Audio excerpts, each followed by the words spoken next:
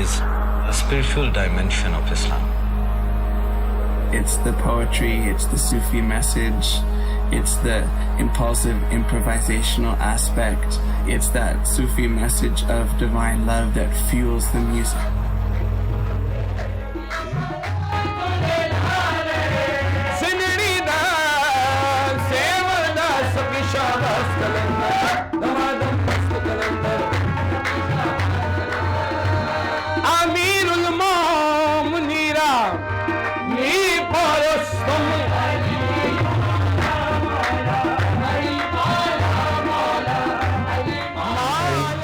تاج محمد شاہ زمان نیازی قوال ہمارا تعلق بر صغیر کے ایک بہت عظیم گھرانے سے ہے، اترولی گھرانہ۔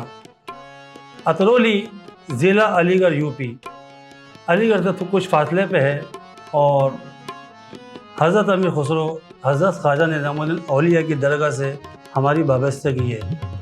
ہمارے یہاں یہ سلسلہ 750 سال سے چلا آ رہا ہے۔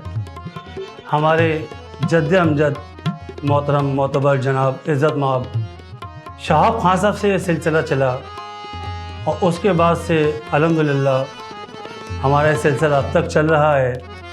ہمارے احمد علی نیازی صاحب جو کہ اس دور میں بہت بڑے ستار نواز تھے ہندوستان میں، اور ہمارے دادا محمد علی نیازی صاحب، ان کے بعد ہمارے دادا کے چھوٹے بھائی عظمت حسین خان صاحب، جو کہ ان کو یہ بھی اعزاز حاصل ہے عظمت حسین خان صاحب کو کہ ہندوستان کے شہر بمبئی میں فن کلاسیکل موسیقی کے حوالے سے بہت بڑے گائک تھے وہ، ان کے نام سے بمبئی میں روڈ ہے، عظمت حسین خان صاحب روڈ۔ قوالی جو ہے محفل سماع جہاں بھی ہوتی ہے، آپ یہ دیکھ لیجئے کہ ہندوستان جب خواجہ غنی نواز تشریف لائے تو وہاں پہ گھنٹے ونٹے بجتے تھے، ظاہر مندروں میں تھے، مندر ہوتے تھے وہاں پہ، تو 90 لاکھ لوگوں کو مسلمان کیا سما کی وجہ سے، محفل سما کی وجہ سے۔ تو روحانیت اسی کو کہتے ہیں کہ انسان کہیں اچھی جگہ جاتا ہے تو اس کا دل مطمئن ہو جاتا ہے، اور یہاں بھی پاکستان میں بھی خانقاہوں میں جو محفل سما ہوتی ہے، عام آدمی بھی وہاں جاتا ہے۔ آپ کہیں بھی جائیں کہیں اچھی جگہ پہ، اور تو وہاں پہ آپ جا کے مطمئن ہو جاتا ہے انسان کا دل۔ تو روحانیت اسی کو کہتے ہیں کہ جب اچھے کلام پڑھے جاتے ہیں، جیسے کہ اتنے بڑے بڑے شاعر خواجہ غنی نواز رحمۃ اللہ نے کلام لکھے، بابا فرید، صابر پاک، ان کے علاوہ مولانا جامی حافظ شرازی، حضرت شاہ نیاز، مولانا روم۔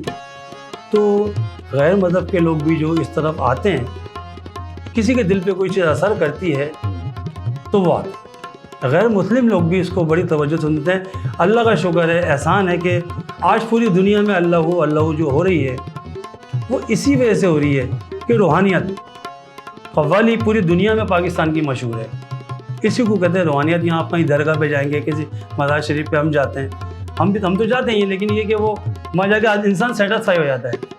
اب آپ کو میں یہ بتانا چلوں کہ دیکھیں پہلے کی قوالی میں اب کی قوالی میں کیا فرق ہے۔ پہلے قوالی جو محفل سما ہوتی تھی وہ خانقاہوں کے حد تک محدود تھی۔ پاکستان کے 4 قوالوں نے پوری دنیا میں خانقاہوں سے محفل کری باہر، اور پاکستان کا نام پوری دنیا میں روشن کیا۔ اس میں ہمارے والد معین نیازی قوال، حاجی غلام فرید صاحب قوال، عزیز میاں قوال، نصرت فتح علی صاحب، تو انہوں نے پوری دنیا میں پاکستان کا نام روشن کیا۔ اسی وجہ سے حکومت پاکستان نے ان کو پرائڈ آف پرفارمنس صدارتی ایوارڈ سے بھی نوازا۔